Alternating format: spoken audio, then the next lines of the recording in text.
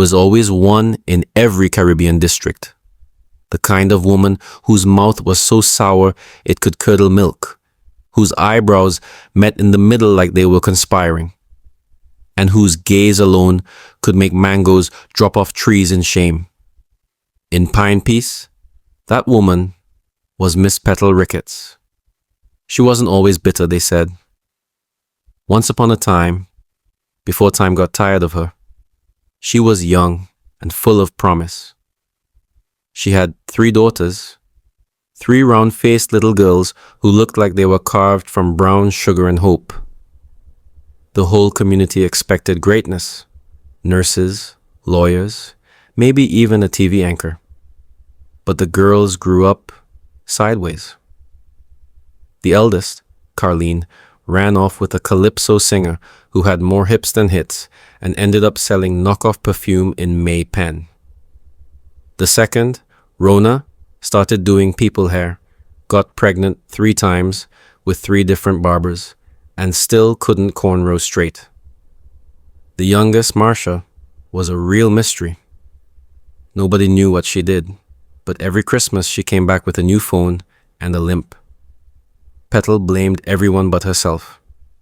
She said the community bad mind her daughters, that people envy greatness and do witchcraft, and that is not her parenting, is the devil. But deep down, Petal didn't just feel shame. She felt rage.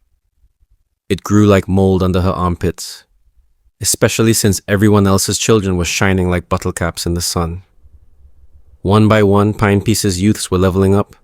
Mikey went to university and came back with a degree in engineering and 2 accents.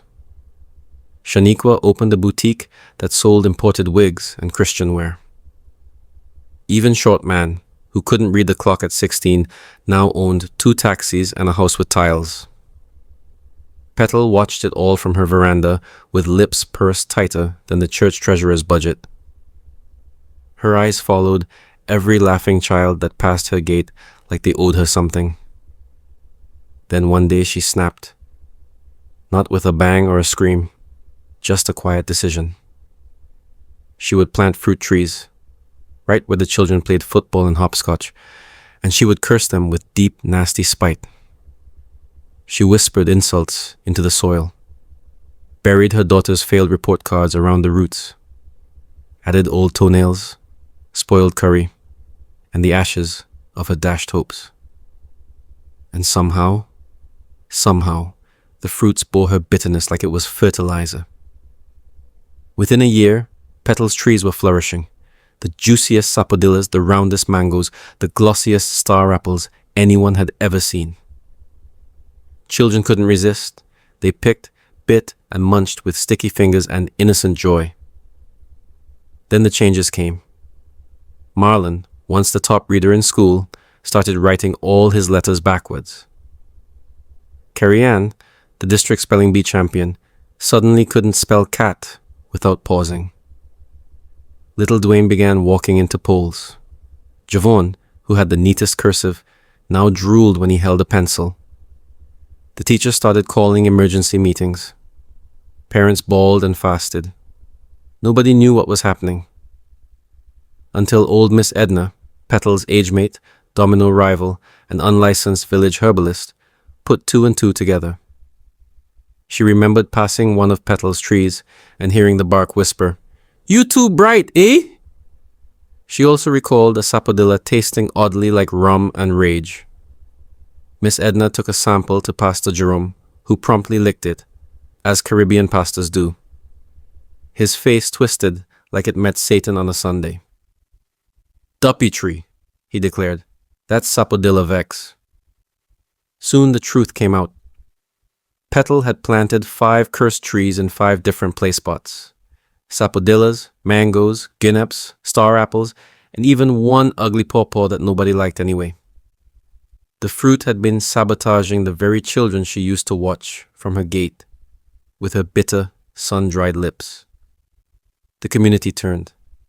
They didn't rage at first. It simmered. First, her front gate mysteriously vanished. Then her mailbox kept getting filled with cassava peels and anonymous Bible tracts. Her electricity bill was somehow tripled, even though her fridge only held ice trays and regret. Miss Edna led a campaign to boycott Petal's coconut drops, which were now rumored to cause hiccups and heartbreak. But the true blow came at the Great Pinepiece Picnic, the annual village event. Every year, one resident was crowned pillar of the community. Petal had never even been considered. But this year, someone entered her name as a joke. To everyone's horror, she won. When she came forward in her Sunday best, a purple floral frock she'd worn to all three of her daughter's failed graduation attempts, the announcer handed her a plaque made of cow dung, dried and shellacked to perfection. It read, "To Miss Petal Ricketts for planting herself in everyone's business." She didn't speak. She just stood there, the wind rustling her dress like it wanted to laugh too. Then she turned and left the picnic in slow, rigid steps. The next morning, smoke curled above her house. Petal had lit a fire to burn the cursed trees. But age is cruel, and kerosene crueler. A breeze blew, a bottle toppled, and the flames spread faster than village gossip. By the time help arrived, the entire backyard was a smoky ruin. They found her alive, singed and coughing, but alive, sitting in her chair, clutching a half-burnt sapodilla like it could rewind time. They say she never spoke another word, just stared out the window at the football field where kids were now planting flowers. Petal died not long after. Heart failure, they claimed. But some say she choked on a spoonful of pawpaw. Nobody cried, not even her daughters, who didn't attend the funeral, but sent matching Facebook statuses. Sometimes healing means letting go. They buried her beside the same guinep tree she had cursed, but the tree changed after that. The fruits grew sweet again. The kids returned to play. Even Marlon began spelling properly.